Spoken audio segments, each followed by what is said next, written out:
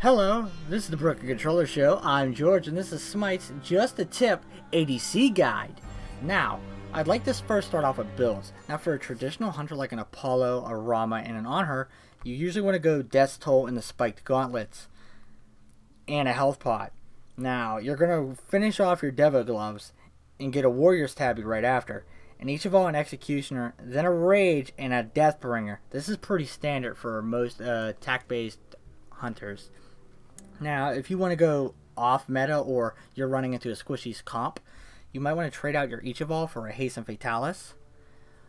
And if you're going up against a tankier squad, maybe even getting rid of your Deathbringer for a kin size or a heavy healing comp, getting rid of the Deathbringer for a Brawler's Beat Stick, which has huge amounts of pen. Now, for most hunters, getting Purification Beads is an absolute must. And against burst comps, an Aegis is absolutely necessary because you need to survive. Now, against rushdown comps like with Bellona or a Bakasura or even a Bastet, you'll want to get Heavenly Agility. You'll get your team out of fights, and it'll cleanse all of their slows, which is absolutely must.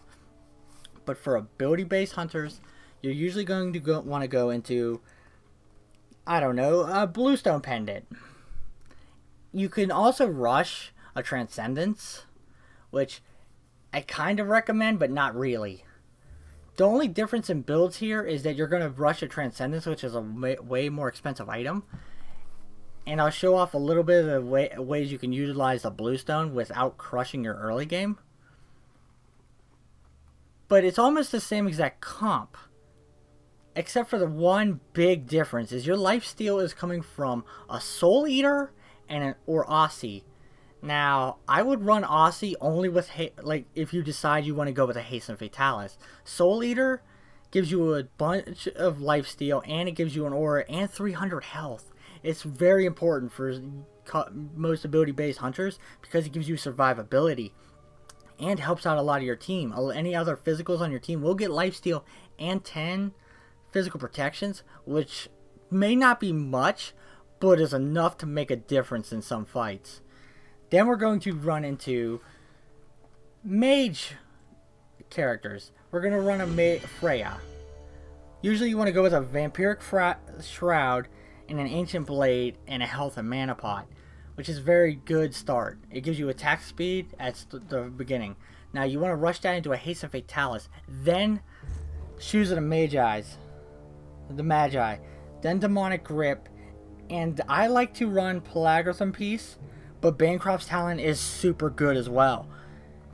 And depending on the comp you're going into, you might want to rush Spear of the Magus, or just get a Rada Telhudi right after all this, or even before a Bancroft's Talon or a Pelargonium Piece.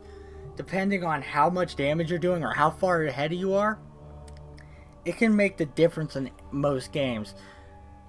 But the musts are Hasten Fatalis, Shoe of the Magi, and the Demonic Grip. They're the core to her kit. The rest can come in any order. Now on to leashing and then into laning. Now, as an Apollo with a lifesteal build, you want to be the first one to attack the damage camp, or your support will be. Now, we're going to leash this off to the right.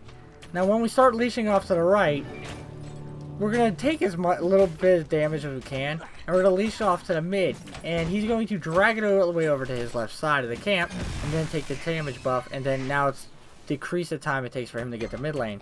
We're going to do a similar thing over here at our attack speed camp. Now the only difference between what we're doing here, and what we usually do is usually you want to give it to your Sylvanas, but because of Sylvanas' auto attacks, we want him to take it so we can have a way better clear and push our advantage against them. Now, something that a lot of people don't seem to realize in duo lane is tanks, the supports, are not usually tanky until way later on. So this allows you to bully on them a lot more. I'm not going after the hunter a lot in some of these fights just because the Geb is usually forcing his way up here, and I get to just bully on him. Now, I'm always watching the archers and the minions so I can aggress on them a lot faster. Ooh. Oh, we missed a little bit there, but notice how I'm always poking. Always slamming on him after the wave is gone. I want to hit him through the wave too, and sometimes you want to even dash into the wave like I'm going to do soon, just so you can press your advantage. The only big problem with that is when the archers are still alive, they're going to be pegging you the entire time. And like we talked about previously, they do a lot of damage. So if they're really low like they were, ooh, Sylvanas got some pulls. And we might not have got a kill. And the support did, but that's still huge for us. Even though he's saying sorry. As long as someone's dead, that's still huge, especially since you're getting assists. And he's not getting experience. The less experience they're getting, the better. Doesn't matter who's getting the kill. As long as they're dead. And we keep forcing our way through this wave, making him lose farm under his tower because his clear is not that good yet. Constantly trying to be careful with my pokes. So, there we go. Done. Look at all that damage. Now we're going to go underneath. This is a blue stone pendant start with Transcendence. Now, you have to be a lot more careful with this, just because you're not going to have the sustain you're going to have off of an auto attack build with a lifesteal like Devo Gloves. But you're going to have severe damage and really good clear. You can usually get really good early lane kills, but since you don't have that sustain at any point other than your health pot, you're going to have to back at really early. Usually around the time you get like 650 gold. Around about there, a little bit after, because you usually want to get tier 2 of your Transcendence and a health and mana pot so you can sustain till you get your tier 3 of your Transcendence. You can always go with just rushing the Transcendence or just doing like we do here and just beating on this poor Kumba. That's all the look at all the damage I got off of the Bluestone Pendant, but I don't have any sustain, so I'm struggling because of it. And you have very limited mana, even though you're building into 2 mana, basically 2 mana pool generating items. But until you get them activated, it makes it a really hard struggle. But we're still using a lot of the techniques I was showing previously, except we're a lot more defensive in it. And that is the worst gank a Bakasura could ever give you. But he's still showing you pressure. And pressure sometimes will win you lanes. And we were just recently shoved up against our tower until that Bakasura showed his presence. Presence of a jungler can change anything in any lane. Because it makes them play a lot more honest. Especially with the sheer heavy amounts of clear that they have with a Kumbhakarna and an Amusing Cob. I still haven't based, so I have to use auto attacks to stay here presence because I don't have enough money to get what I need. Which is a huge problem because I wasted a lot of mana in an earlier fight and I didn't get the kill we needed. But because he has sustain and I don't, he gets to get away with it. Now, I'm going to get my tier 2 and a health and mana pot like I was previously saying. I'm going with 2 health pots. Usually you want to go with a mana pot. And what a lot of hunters don't seem to understand, a lot of people in a lot of lanes don't seem to understand, is you need to backflip and use movement abilities to get the lane faster. Now, I'm going to show you how to mess up in lane. These guys are way more aggressive than I thought they were going to do, using the techniques I was showing us do to the previous lane.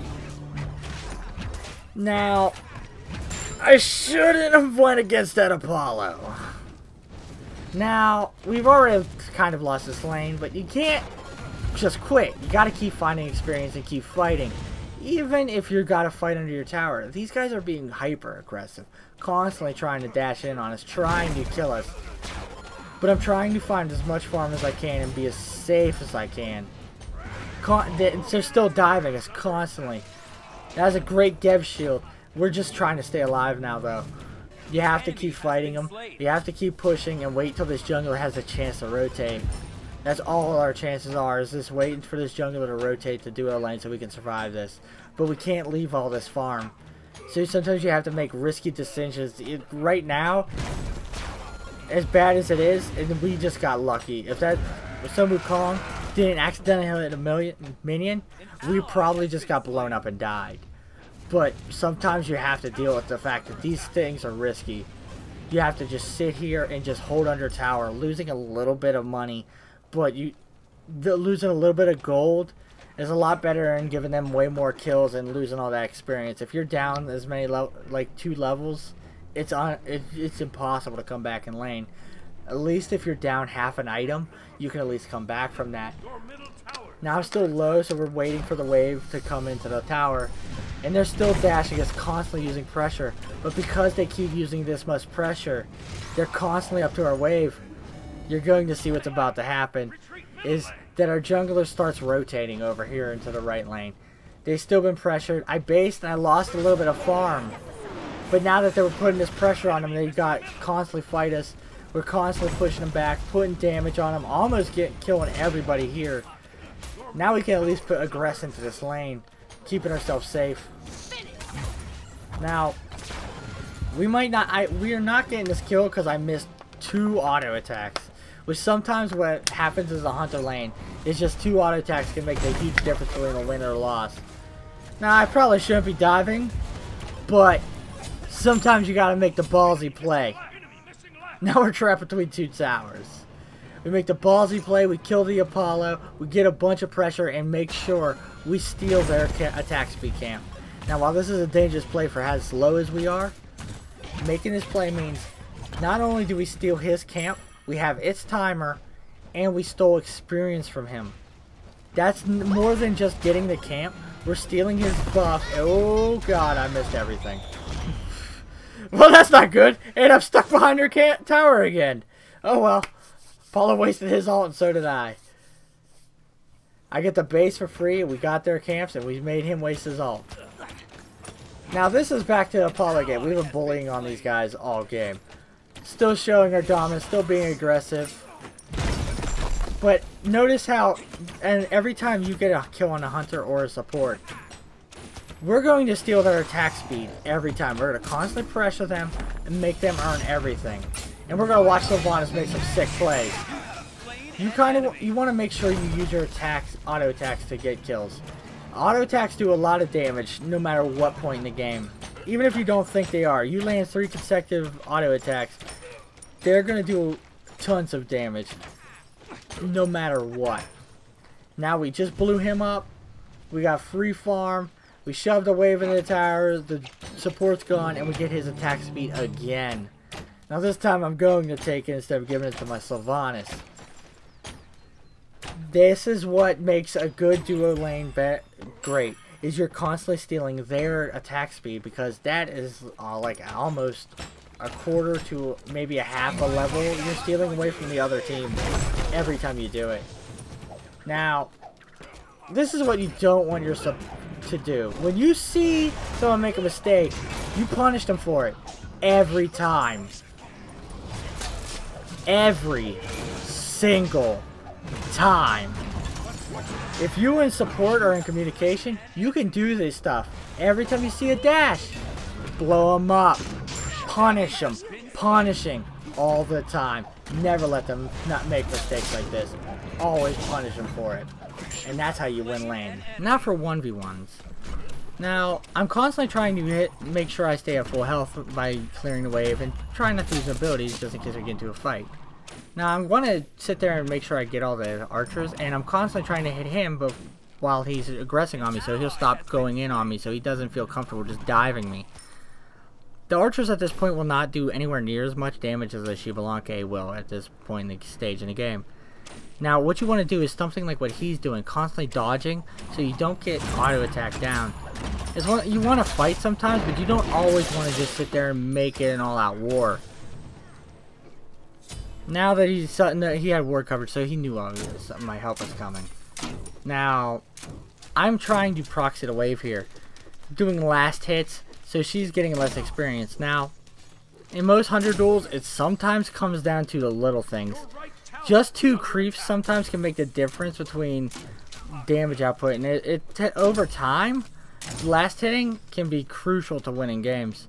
Because he's lost now 3 creeps and all these guys the archer wave. Now that's not much, but it definitely makes a huge deal. Now that I have way more archer support, way more minion support, I decided to go in on this. Until this Ares decides to come in. Now it's just time to fight or flight and try and get a kill if I can. I started trying to prioritize the Ares, but he gets out. Now it's just to try and fight her through the minion wave, and I get unlucky and she gets her acid spray first.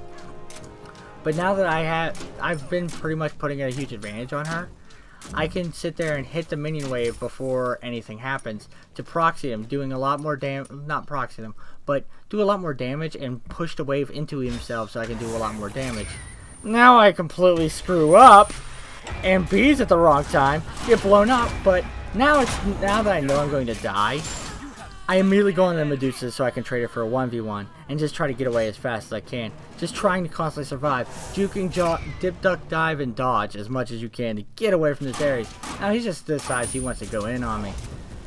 Now, during these situations you want to stay calm, hit more auto attacks. This is the only way you can survive. Now, it's hard to say to just stay calm because even I'm missing auto attacks at this point. But now I'm hitting them and... Oh fuck, there's a fat man! Oh god! But we did it. Now for Gold Fury and Fire Giant fights. Now, usually you want to trade this out with a support and stuff like that, especially early ones. But you're going to have huge amounts of life, so oh god, he's coming in to try and steal this. But we're not going to let him. We try to leash it off of him, but we have a lot more damage because we've been feeding off of these guys for so long. But usually you want to switch it off between you and your support. We kill them for this. We take as many objectives as we can. It's a huge thing to just take objectives after every kill. We killed them earlier in the fight. We went after a Gold Fury. That's what we did. I was lifestealing off it. Me and Sylvanas. Usually you want to switch it off. Now because I'm on Apollo, I can use my Mez. Gives me 50 armor, I believe. And I can tank that off, and I know he can heal me, and I can lifesteal off this wave. We immediately take this mid-tier 2, and now that there's 2 dead, there's 4 dead on their team, and all they have is the Poseidon just now getting up. It's now time to show off how to do a proper Fire Giant. Now, sometimes you want the Sylvanas to tank it, doing like we did previously at the Gold Fury. We switched it between me and the Sylvanas, because he has a lot of heal, and a lot of tankiness built into his kit. He can tank the damage as much as possible. But because of my lifesteal and us switching it between each other, we can easily take this with losing less health. And me dodging out all the knockups from the Fire Giant. Now on to team fights. Now, I immediately start trying to rush down this Gold Fury that these guys are trying to steal. I am waiting for my team to start showing up. Guys right behind me. Now that Apollo has used his dash, he is my priority to take out. He's a heavy damage dealer. And he just uses dash. He's easy to kill. And they just left him to die. Now it's time to go back to this Gold Fury.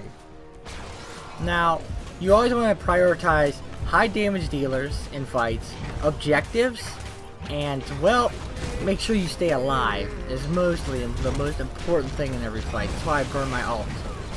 Now, they just are abandoning this Sylvanas. He's way out of position, and he's easily a free kill.